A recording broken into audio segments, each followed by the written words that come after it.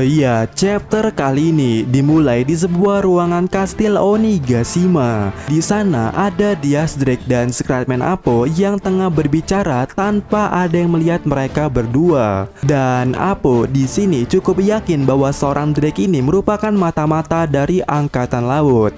Namun tanpa memperdulikan hal itu, Apo ingin mengajak Drake untuk bergabung dalam sebuah sepakatan menjadi pemenang pada akhirnya bersama para number juga, dan siap pula memberontak dari pihak Kaido. Dan di sini seorang Drake tidak yakin dengan Apo. Akan tetapi Apo berusaha meyakini kepada Drake bahwa kita ini sejatinya sejalan. Nah, di tempat lainnya, yaitu di tangga yang menghubungkan lantai 2 dan 1 kastil Onigashima. Di sana ada sekuat daripada Otama, Usopp dan juga Nami.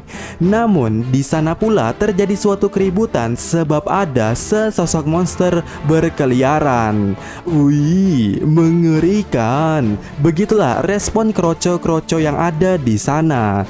Tapi rupanya itu adalah potongan bawah daripada tubuh Kinemon yang bergerak mencari aliansi untuk membantunya tanpa tahu kondisi. Sebab itu hanyalah bagian bawah tubuh Kinemon. Dan pada akhirnya Usopp dan Nami berhasil mengirimkan kode dengan sentuhan manja bulan atau logo Kozuki di bagian tubuh Kinemon, yang mana ini berhasil membuat Kinemon yakin kalau mereka ini adalah aliansi dari dirinya. Dan kemudian tubuh bawah Kinemon ini ya langsung mengarahkan mereka ini untuk ke tempat pembantaian Kaido, tempat di mana tubuh bagian atas Kinemon berada. Dan benar, scene dipotong ke situ dan di sana ada Kinemon berada. Lebih tepatnya bagian atas Kinemon yang terpotong ada di sana. Dan seorang Kinemon di sini benar-benar terkejutkan pada dirinya yang masih hidup, padahal dirinya telah terpotong menjadi dua. Namun seorang Kinemon berdugaan bahwa ini disebabkan oleh bug daripada teknik Torao di pangkat zat yang tidak menempel secara sempurna. Pere pere pere pere pere pere pere pere pere pere kaca. Tiba-tiba sebuah suara terdengar dari Denden Mushi. Oi, jawab aku, Kanjuro. Ya, itu suara Orochi. Dan benar, selain Kinemon, seperti yang kita ketahui, di sana juga ada Kanjuro serta Kiku yang tergeletak di tanah. Dan di sini Kanjuro yang masih hidup mendapatkan panggilan dari Orochi berupa pertunjukan terakhir, yang mana buatlah sesuatu hal yang luar biasa untuk membakar Onigashima dan Kanzenbu. Vus, Kanjuro dengan napas terakhirnya memunculkan sebuah yokai iblis api yang muncul begitu besar, yang benar-benar membakar apapun yang menyentuhnya pada saat itu. Sementara itu, di sisi lainnya yang jauh di sana kita melihat Momonosuke menciptakan sedikit demi sedikit awan api miliknya. Wup, akankah sesuai skenarionya dengan cover ini lagi ya? Ya, dan untuk kondisi di ibu kota bunga, festival masih saja berlanjut dan belum ada yang sadar akan sesuatu yang ada di atas. Dan di panel berikutnya kita bisa melihat situasi terkini yang terjadi di Onigashima. Terlihat ada Nico Robin dan Brook yang berada di suatu ruangan berjibaku dengan para kroco yang ada di sana dalam lautan api. Dan di sini terlihat Brook menganjurkan mereka untuk segera kabur.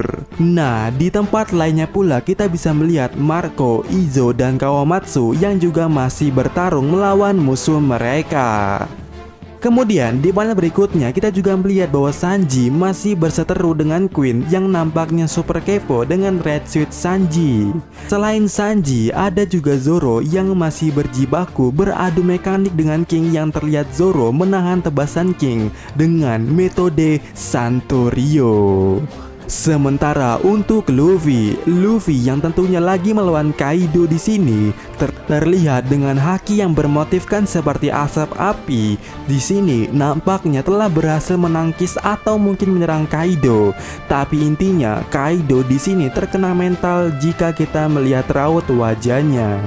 Dan hal yang sama juga terjadi pada Yonko lainnya. Ia seorang Big Mom yang tengah bertarung dengan Yustasia dan juga Toraoya terlihat terkombokan maut dengan dua supernova ini, yang mana baik Torao ataupun Kid sebenarnya buah iblis dari mereka telah awakening. Dan kita bisa melihat Torao dengan kirumnya yang dilapisi dengan pedangnya itu ya berhasil menusukkan tubuh Big Mom hingga tembus dari belakang ke depan. Dan itu ditambahkan dengan serangan shock yang mana membuat Big Mom teriak dan akhirnya dari mulutnya keluar asap dan juga darah. Dan luka itu ditambahkan oleh Kid dengan serangan awakening Shinra Densei atau A Segment, yang mana ya Kid di sini berhasil menarik Big Mom layaknya magnet yang ia tarik.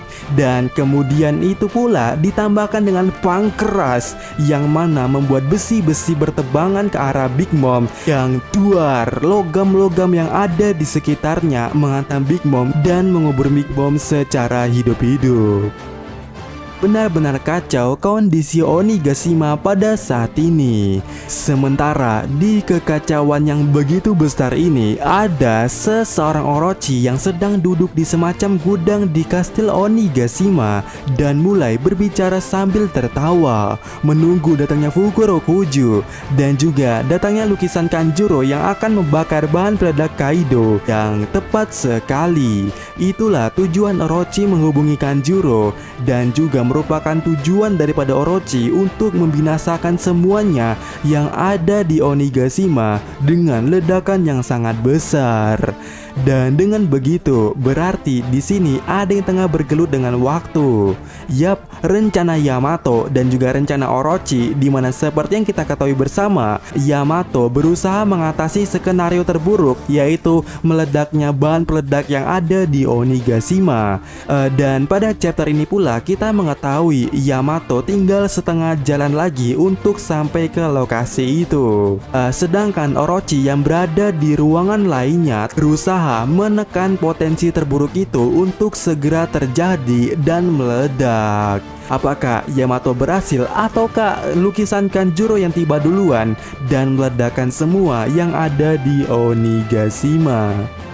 Cuman yang terpikirkan di sini entah kenapa ya skenario terburuknya itu pasti akan terjadi.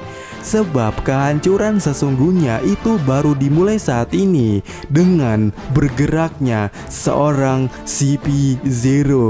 Iya, CP0 diketahui pada chapter kali ini dia sudah bergerak dari sarangnya, yang mana ini seperti dimulainya bencana baru.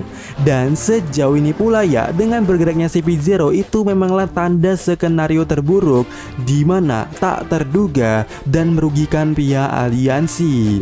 Contohnya pada waktu di Arc de Dressrosa, kemunculan CP0 dan pergerakan CP0 ini benar-benar merugikan daripada pihak aliansi, di mana pihak Torao mau nggak mau harus menghadapi situasi terburuknya. Jadi jika mengambil satu jalan yang sama, maka pastinya dengan bergeraknya CP0 di sini itu benar-benar akan ada skenario yang paling terburuknya menanti.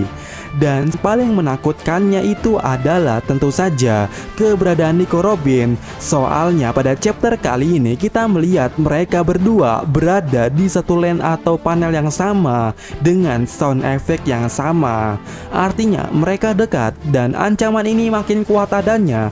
Terlihat grup panik. Terlebih lagi kita cuma melihat dua anggota CP0 saja pada chapter kali ini, yang mana satunya kemana dia tidak tahu. Dan pastinya skenario terburuk tengah siap menanti.